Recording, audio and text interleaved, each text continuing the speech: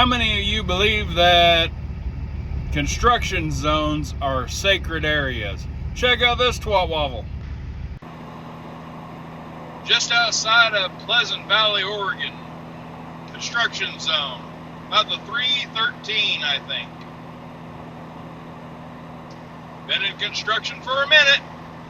This impatient fool right here decided he needed to dive into the construction zone and come around me.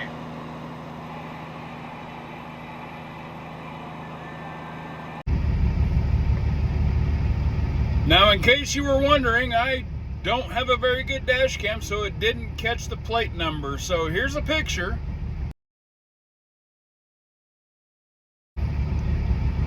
I wonder how many of you computer geniuses out there can get that plate number for me.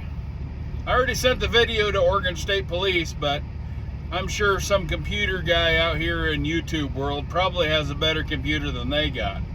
Get that for me. Ah! If you're a dumbass passing in a construction zone, you get what you fucking deserve. Peace.